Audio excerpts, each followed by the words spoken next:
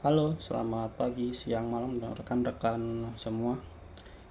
Pada kesempatan hari ini, saya akan coba mempresentasikan hasil jurnal summary dari 5 jurnal di tugas organisasi arsitektur dan komputer. Nah, untuk kesempatan pertama, kita akan mencoba membahas dari ringkasan dari jurnal yang berjudul Organisasi Charge Memory. Penulisnya adalah Ari S.M.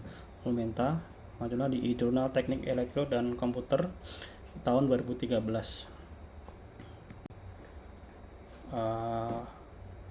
Memory charge adalah komponen penting dalam sistem komputer yang bertujuan untuk meningkatkan kinerja. Memori ini berfungsi sebagai buffer akses berkecepatan tinggi untuk data yang sering diakses, sehingga memberikan informasi antara prosesor dan memori utama. Ada beberapa metode pemetaan cache, termasuk pemetaan langsung, caching asosiatif, caching set asosiatif, dan caching sektor. Metode pemetaan ini antara lain adalah pemetaan langsung. Caching asosiatif memberikan fleksibilitas tinggi, tetapi pencariannya rumit. Ketika data dicari itu akan rumit. Ini berikutnya adalah caching asosiatif, set asosiatif, dan caching sektor. Nah, untuk penilaian kinerja cache sendiri antara lain adalah yang pertama, penilaian kinerja cache melibatkan rasio hit dan penalti.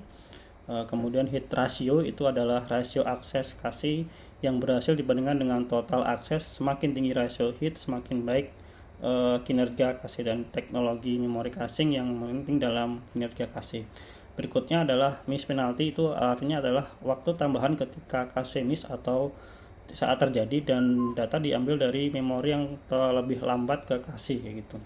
Berikutnya adalah faktor-faktor yang mempengaruhi kinerja cache, termasuk ukuran cache dan ukuran blok. Untuk optimasi cache sendiri, dalam menghadapi sistem komputer yang semakin kompleks, optimasi memainkan peran penting untuk meningkatkan kinerja secara keseluruhan. Dengan demikian, kinerja cache yang lebih baik akan berkontribusi pada kinerja sistem komputer di masa depan yang semakin maju.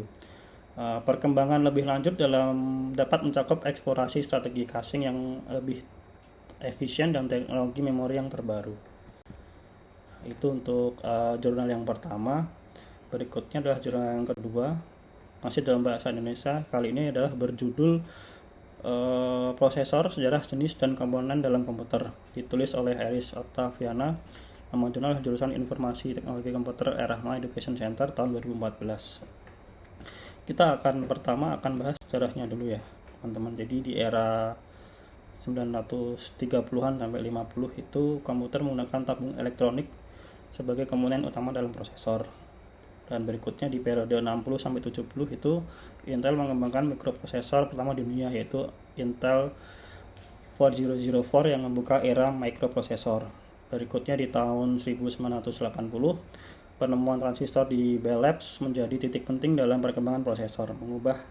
Hal ini mengubah bagaimana cara komputer bekerja.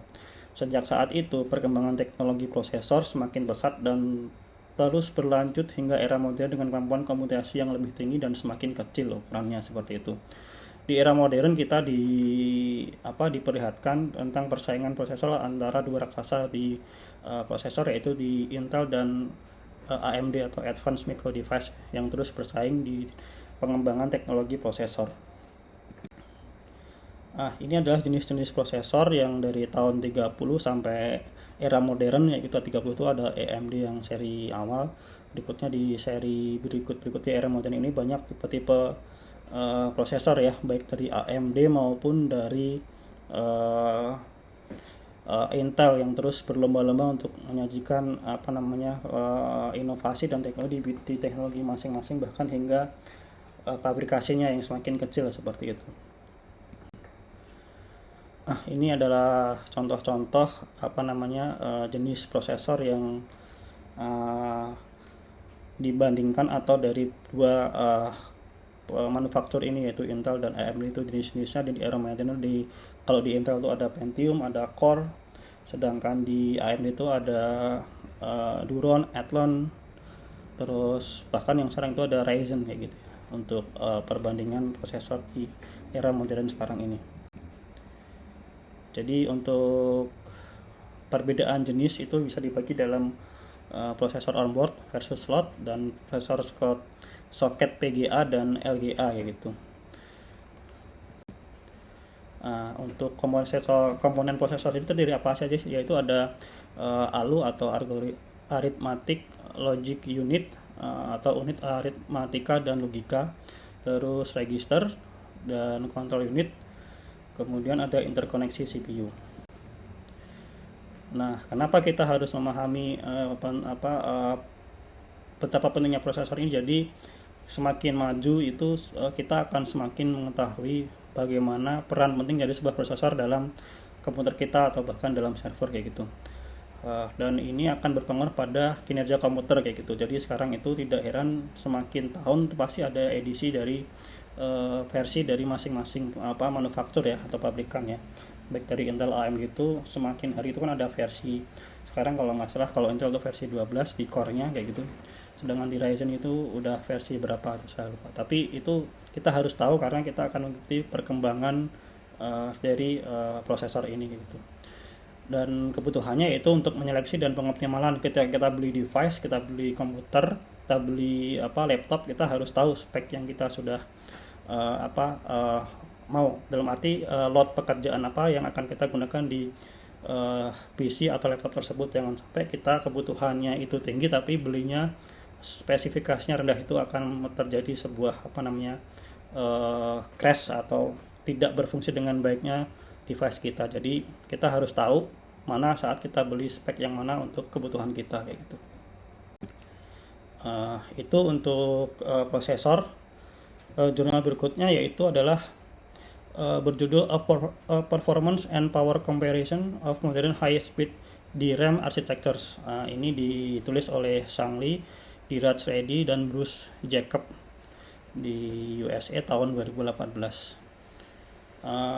Jurnal ini tuh bertujuan membandingkan kinerja dan konsumsi daya dari berbagai arsitektur DRAM berkecepatan tinggi. Tujuannya adalah untuk memahami bagaimana kecepatan DRAM mempengaruhi kinerja sistem dan aplikasi. Nah, di sini kita akan membahas perbandingan kinerja, terus kinerja dan konsumsi daya dari arsitektur, kemudian adalah memahami bagaimana kecepatan mempengaruhi kinerja dan aplikasi kayak gitu.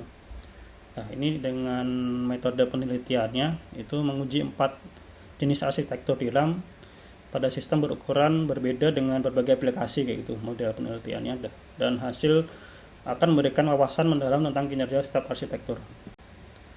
Nah, berikut adalah hasilnya. Yang pertama itu DRAM berkecepatan tinggi, misalnya HBM dan HMC itu mengurangi waktu eksekusi aplikasi dan beban memori sistem.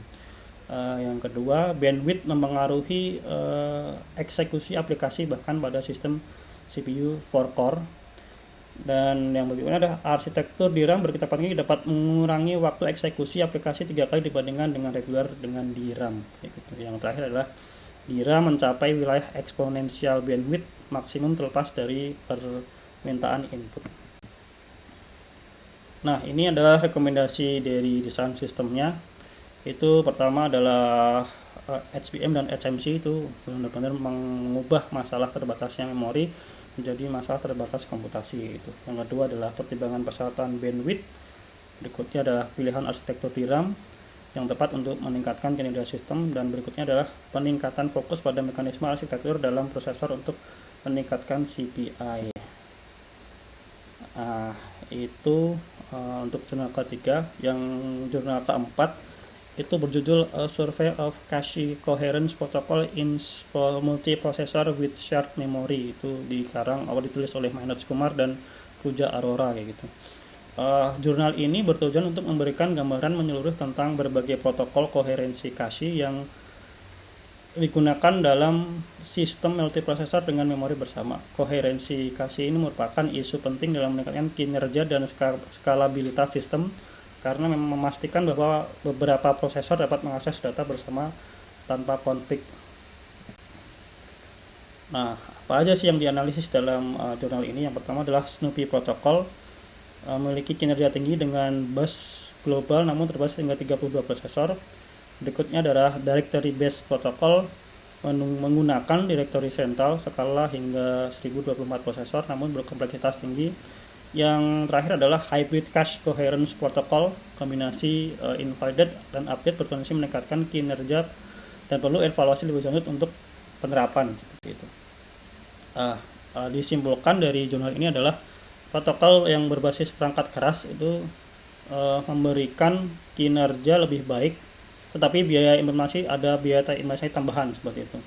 Kemudian ada Dragon Protocol, itu menunjukkan hasil terbaik dengan tingkat hit yang tinggi dan mengurangi miss. Dan yang terakhir adalah penelitian lanjutan diperlukan untuk verifikasi protokol, evaluasi lebih mendalam, dan efisiensi ukuran direktori guna meningkatkan efektivitas sistem multiprosesor.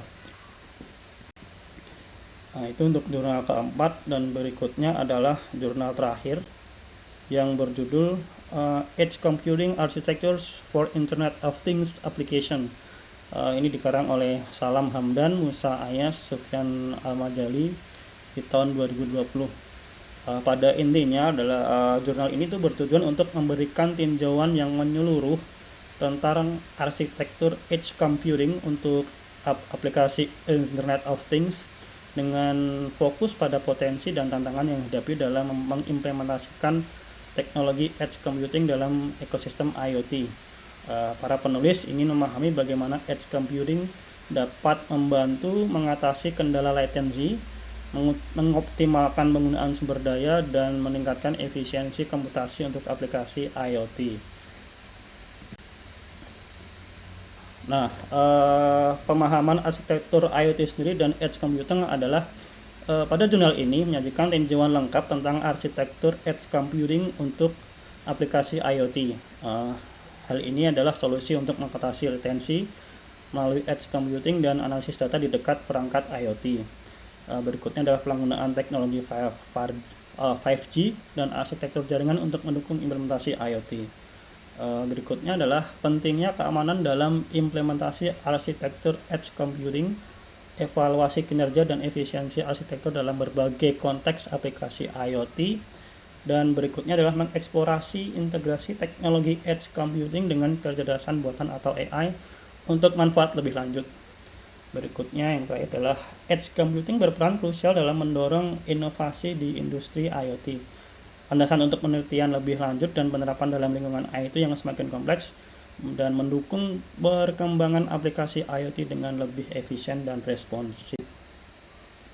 Disimpulkan dalam jurnal tersebut adalah edge computing menjanjikan untuk memberikan manfaat yang lebih besar dalam meningkatkan kinerja dan efisiensi aplikasi IoT. Penggunaan teknologi 5G dan integrasi dengan fog computing akan semakin meningkatkan potensi edge computing di masa depan. Keamanan dan evaluasi kinerja menjadi fokus penting dalam pengembangan arsitektur edge computing untuk aplikasi IoT. Oke, itu saja rekan-rekan semua. Semoga jurnal summary dari 5 jurnal tadi bermanfaat untuk kita semua. Bila ada hal yang perlu dikoreksi, ditanyakan, atau mungkin ada komentar, silahkan jangan lupa berikan komentar. Terima kasih dari saya, sampai jumpa.